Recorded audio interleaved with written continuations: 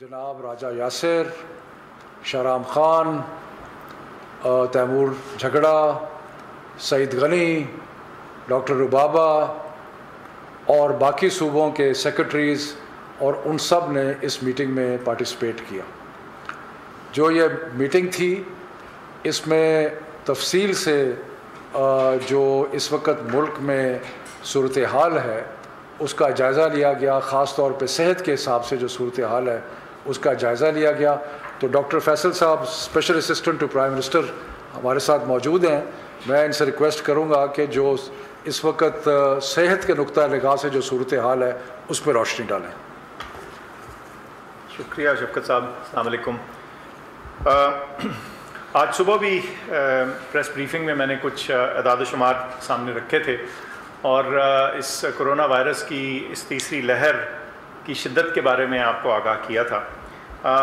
याद रहे, लेकिन दोहराने की खातिर, याद दहाने की खातिर ये कहता चलूँ कि ये पिछले चंद हफ्तों में लगातार ये मरीज़ मौजूद रहे हैं, इनमें इजाफ़ा हुआ है।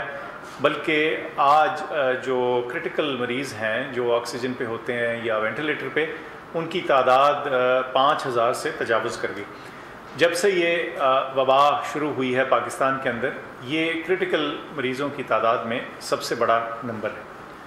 कहने का मकसद ये है कि इस वबा की ये तीसरी लहर शिद्दत से मौजूद है और इसके नतीजे में NCOC में और NCC के बड़े फ़ैसले के ज़रिए ज़्यादा स्ट्रिक्ट कंप्लायंस, यानी ज़्यादा जो हमारी रिस्ट्रिक्शंस हैं उनके ऊपर ज़्यादा सख्ती से अमल दरामद के लिए बहुत सारे इक़दाम किए गए हैं। बल्कि शायद आपको मालूम हो कि गुज़िश्ता रोज़ मर्दान में तो लॉकडाउन कर दिया गया, इसलिए कि वहाँ की जो पॉजिटिविटी की शरह थी वो बहुत ज़्यादा थी। इस सूरत हाल में आपको बताने का मकसद ये था और ये दोहराने का मकसद था जो मैं सुबह भी जिक्र कर चुका हूँ कि बीमारी की शिद्दत ना सिर्फ तेज़ है बल्कि पिछले कुछ अरसे में इसमें इजाफ़ा भी हुआ है और इसका जो हेल्थ सिस्टम के ऊपर प्रेशर है वो ख़ासा ज़्यादा है। तो इस पस मंज़र में कुछ फ़ैसले किए गए जिसके बारे में शफ़क़त साहब आपको बताएँगे। शुक्रिया डॉक्टर फैसल। जैसे डॉक्टर साहब ने कहा कि जो हमने आखिरी मीटिंग NCOC में की थी 18 अप्रैल को और जिसमें ये फ़ैसले किए गए थे कि इम्तिहानात का सिलसिला जो है वो जारी रहेगा, उस दिन से लेके आज तक 27 अप्रैल तक बहुत तेज़ी से बीमारी में इजाफ़ा हुआ है। तो इसलिए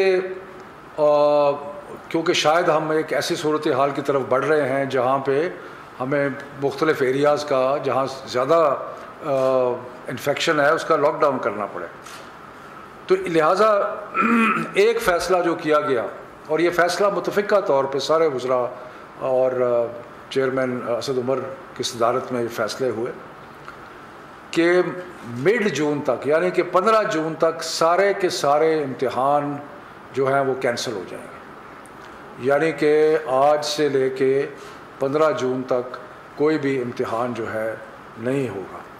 इसका मतलब ये है कि जो 9, 10, 11, 12 के इम्तिहानात मई के आखिर में शुरू होने थे, अब वो मज़ीद मुलतवी हो गए और वो 15 जून तक कोई इम्तिहान नहीं होगा और फिर हालात का जायज़ा लेते रहेंगे और उसके मुताबिक मिड मई में या तीसरे मई के तीसरे हफ्ते में दोबारा बीमारी का जायज़ा लेके फ़ैसला किया जाएगा कि इनको इन इम्तिहानात को और आगे लेके जाना है या उनको शुरू करा देना है।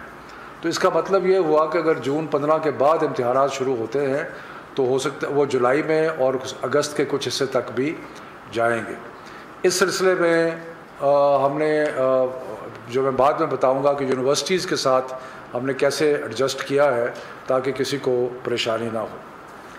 जो इम्तिहानात कैंसिल किए, ओ लेवल के इम्तिहानात जो हैं वो अब अक्टूबर नवंबर के साइकिल में होंगे और इसी तरह जो A और AS के इम्तिहानात हैं वो अक्टूबर नवंबर साइकिल में होंगे।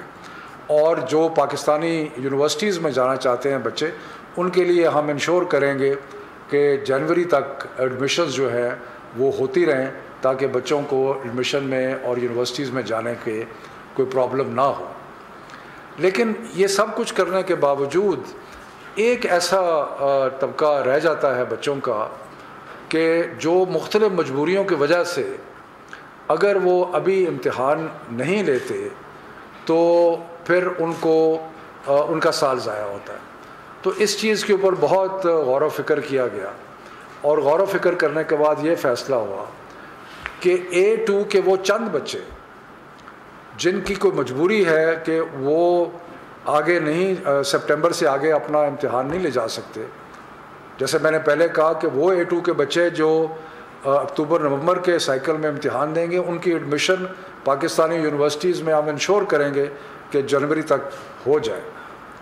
लेकिन जो कुछ चंद बच्चे ऐसे हैं जो कि इम्तिहानात अगर मुलतवी होते हैं तो उनका साल ज़ाया होता है, तो उनकी सहूलत के लिए हमने सब मिनिस्टर्स ने और सब ने ये फ़ैसला किया कि उनको जो डेट शीट जारी हुई है उसके मुताबिक इम्तिहान देने की सहूलत फ़राहम की जाए। यानी कि उनकी सहूलत के लिए उनको ये ख्याल रखने के लिए कि उनका साल ज़ाया ना हो, जो बच्चे अभी ज़रूरी है जिनके लिए इम्तिहान लेना, तो वो इम्तिहान A2 का जो है वो चलता रहेगा। और इस सिलसिले में ये भी सख्ती से हिदायत की गई है कि सोमवार के बाद किसी वेन्यू में 50 से ज़्यादा लोग नहीं होंगे। उसके लिए हमने रिक्वेस्ट की है कि जो स्कूल्स हैं उनको वेन्यू बनाया जाए या जो एग्जिस्टिंग वेन्यूज़ हैं उनमें तादाद कम की जाए और 50 तक लेके आया जाए, ताकि जो चंद हज़ार बच्चे इम्तिहान, मैं यहाँ पे कहता चलूँ कि जो टोटल A2 के बच्चे हैं वो तकरीबन लगभग को 20,000 के करीब हैं। उनमें से बेशतर तो ऐसे होंगे जिन्होंने पाकिस्तानी यूनिवर्सिटी में जाना है, उनके लिए हम फैसिलिटेट कर रहे हैं कि वो अक्टूबर नवंबर में इम्तिहान दें और जनवरी में पाकिस्तानी यूनिवर्सिटीज़ में दाखिला हो जाए। लेकिन वो उसके बाद जो थोड़े बच्चे बचते हैं जिनकी कोई मजबूरी है, तो उनके लिए जहाँ पे इम्तिहानात होंगे वहाँ 50 से ज़्यादा बच्चा नहीं होगा।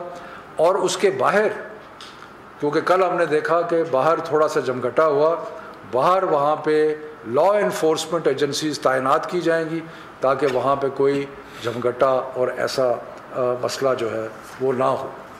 ये मुश्किल वक्त है और मुश्किल वक्त में कोई भी फ़ैसला आसान नहीं होता। इससे यकीनन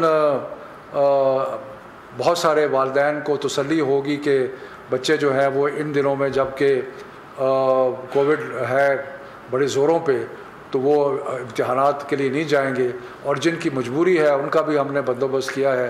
तो ये एक कलेक्टिव स्पिरिट में हमने जो बेहतरीन समझा है बच्चों की मुस्तकबिल की खातिर, वो हमने फ़ैसला किया है।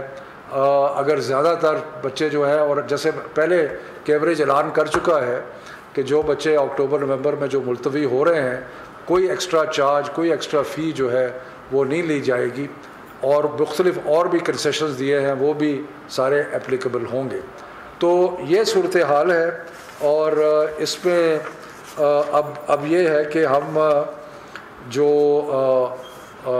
जो मिड में, वैसे तो अमूमी तौर पे तकरीबन रोज़ सेहत की हालात का जायज़ा लेते रहेंगे, लेकिन एक फॉर्मल रिव्यू जो है वो 15 मई के बाद होगा जिसमें हम देखेंगे कि आगे क्या सूरत हाल है। डॉक्टर साहब, आप कुछ ऐड करना चाहते हैं? शुक्र साहब, बस इतना कि ये जो कुल तादाद थी इस AO लेवल की, ये तकरीबन 85,000 बच्चे थे जिन्होंने मुख्तलिफ़ औकात में मुख्तलिफ़ दिनों में इम्तिहान देना था। उसमें से अब ये कम होके 21,000 रह जाएंगे। अगर वो तमाम भी देना चाहते हैं बच्चे इम्तिहान, लेकिन जैसे शफ़क़त साहब ने कहा कि इसकी तादाद फर्दर कम हो जाएगी, क्योंकि जिनको ये फैसिलिटी या एक जो पाकिस्तान के अंदर जो एडमिशन्स हैं वो आगे चली जाएंगी, तो ये ऑप्शन उनके पास आ जाएगी। और जो इम्तिहान दे भी रहे होंगे वो जो हमारी SOPs हैं उसकी बहुत स्ट्रिक्ट कंप्लायंस वहाँ इंश्योर की जाएगी। किसी भी एक सेंटर के अंदर या एक कमरे के अंदर 50 से ज़्यादा बच्चे नहीं होंगे और जो बाहर की भीड़ है उसको भी ज़रा ज़्यादा स्ट्रिक्टली मैनेज किया जाएगा ताकि किसी जगह भी बहुत हुजूम ना हो। मैं सिर्फ आखिर में ये कह दूँ कि इम्तिहानात बहुत ज़रूरी होते हैं बच्चों के लिए, इसलिए कि एक जो मुसलसल पढ़ाई और मेहनत और वो सब कुछ होता है, उसका आखिरी वक्त जो है वो इम्तिहान होता है। और जितने भी हम तालीम के वज़ीर और सारे लोग बैठे थे, उन्होंने बड़ा गौर किया और कहा कि इम्तिहान के बग़ैर कोई चारा नहीं है, लेकिन फैसिलिटेशन के लिए कुछ ज़्यादातर इम्तिहानात अक्टूबर नवंबर में या जुलाई के बाद, और कुछ बच्चों को फैसिलिटेट करने के लिए आजकल इम्तिहान। बहुत मेहरबानी, शुक्रिया।